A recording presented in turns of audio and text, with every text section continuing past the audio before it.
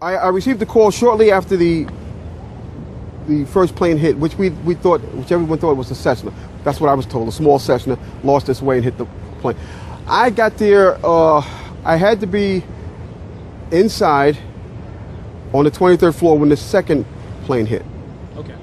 I was inside when the second plane hit. I was already in the World Trade Center 7. Okay. When the second plane. You didn't hear that after the fact, or did you hear that when it happened? The second plane when it hit? I couldn't tell you because I was inside and I was like closed off from everything. Keep in mind now, OEM, that big center, they had big, gigantic TV screens. And at that point, none of them were working. So I didn't know what was going on the outside. So the building was essentially deserted when you and Mr. Hess, well, the command center was deserted when you and Mr. Hess got up there? Yes. Was that normal? No. No? No. Okay. No, not at all. The word we got was they had to take the mayor and evacuate.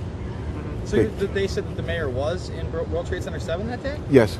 He was there earlier in the day Yes. and then evacuated? Yes. Could you say that, because we're not mic'd, can you say that Giuliani was in the building? I didn't actually see him, but that's what I was told. That's why Hess was there. Okay. He was there to meet with Giuliani. Well, I'm just confused about one thing and one thing only. Why World Trade Center 7 went down in the first place. I'm very confused about that. I know what I heard. I heard explosions. The explanation I got was it was the fuel oil tank. I'm an old boiler guy. If it was a fuel oil tank, it would have been one side of the building. When I got to that lobby, the lobby was totally destroyed. It looked like King Kong had came through it and stepped on it. And it was so destroyed I didn't know where I was. And it was so destroyed they had to take me out through a hole in the wall, a makeshift hole that I believe the fire department made to get me out. You were in the building, got rocked by an explosion, Yes. All that. Yes. And you know that they didn't mention Building 7 once in the commission report. I told them that's where I was. No, That's I know, where I was. but you know that they didn't mention the building at all. I didn't give it too much thought. I thought they were just doing an into report or an investigation as to what happened. They got my point of view, and I haven't heard any more from them. For the past couple of minutes, it has been clear from this space back on Chambers in that area. So now they're walking back toward the World Trade Center. And as we keep letting you hear the personal stories, the survivor stories of exactly what happened inside the World Trade Center when that first plane went in, and of course the collapses since then, we're going to bring more of those to you now. Barry Jennings, you were on the 8th floor. You work for the City Housing Department. Explain to me the moment of impact.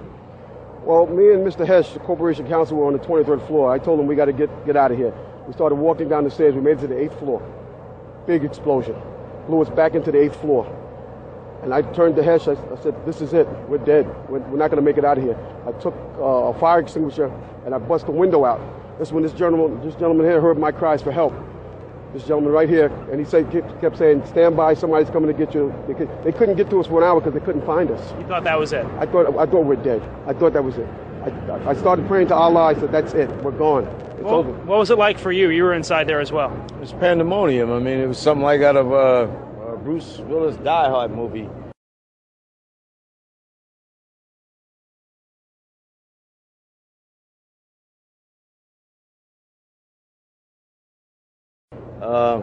He was there and he was crying, and there was another gentleman crying and for help.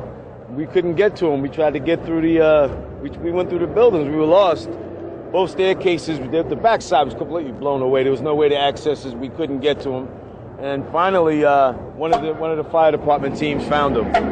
But we didn't think they were going to make it. Well, certainly you got out. Many others didn't, of course. We don't have a number right now of fatalities or injuries, but I want to translate a story to you that another man told me. He was near the building. He was on the lobby level, near the shopping area, near the promenade. The elevator doors, he said to me, blew open. And when the doors opened, there was a man on fire inside that elevator. That is the kind of tragedy we are talking about here, and where the World Trade Center... The firefighter that took us down kept saying, do not look down. And I kept saying why. I said, do not look down. And we were stepping over people. And you know you can feel when you're stepping over people.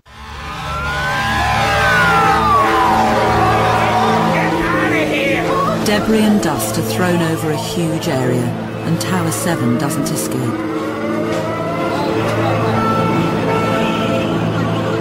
these are some of the only pictures of Building 7 at that moment. Just over a minute later, the fire alarm in Tower 7 is triggered, but because it's on test, there's no information about where the fires are.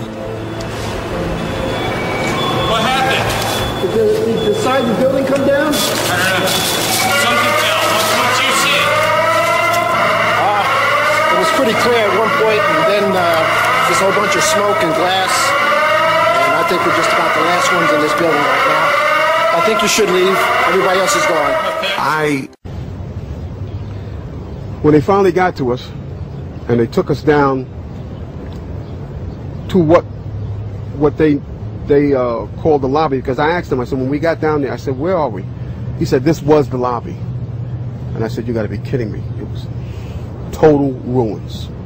Total ruins. Now keep in mind, when I came in there, the lobby had nice escalators. It was a huge lobby. And for me to see what I saw, it was unbelievable. And the firefighter that took us down kept saying, do not look down. And I kept saying why. He said, do not look down.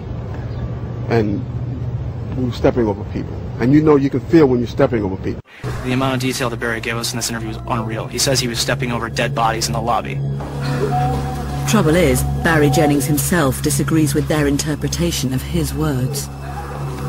I didn't like the way, you know, I was portrayed. They portrayed me as seeing dead bodies. I never saw dead bodies. Lobby had nice escalators. But Dylan Avery has a recording of his interview, and he's unrepentant. And the firefighter that took us down kept saying, do not look down. And I kept saying why. He said, do not look down. And we're stepping over people. And you know you can feel when you're stepping over people. I didn't take anything out of context. I said it felt like I was stepping over them, but I never saw them.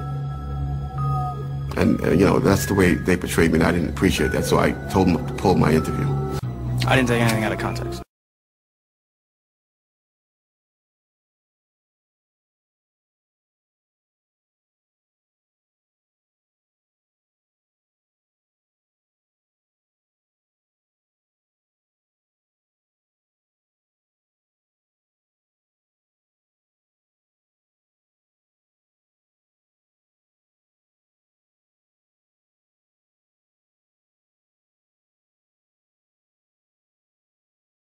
Continental Airlines Flight 3407 went down 5 miles from the airport, and the death toll is 50, including all 49 souls on board and 1 on the ground.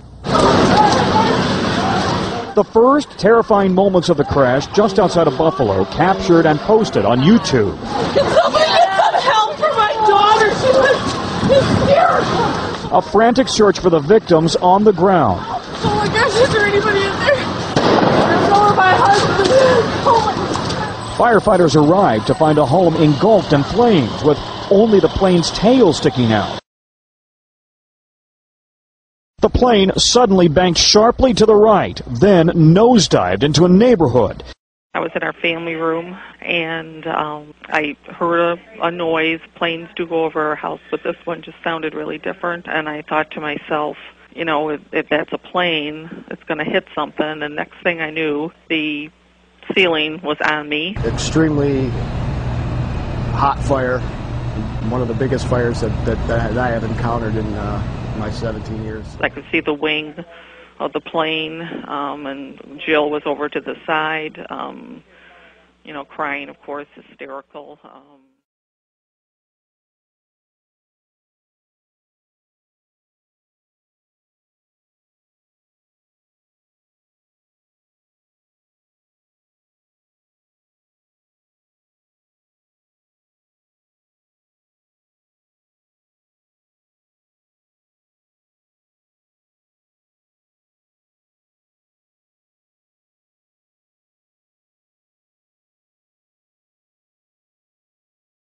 State police and other emergency crew tell us there are parts of this wreckage that are still on fire.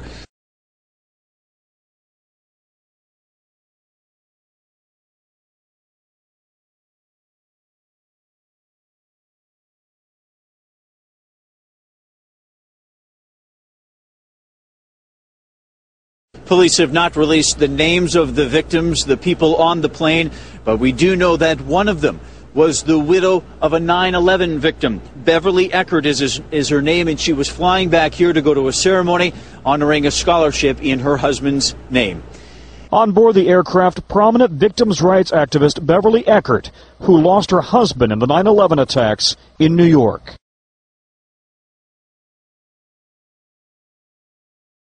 Stephen Wallace is a witness to the plane crash.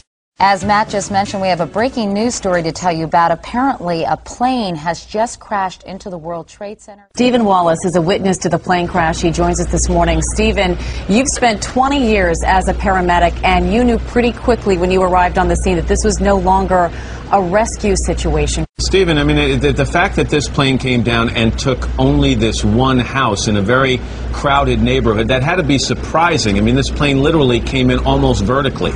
Oh, that's true. When I heard the call and came in, I'm familiar with the area, I'm expecting 2, 3, 4 houses, if not a whole neighborhood gone. I was shocked when I came around the back and saw that basically the airplane came in at an angle, right down, causing a crater. It wiped out one house, it damaged the garage, and set some cars on fire.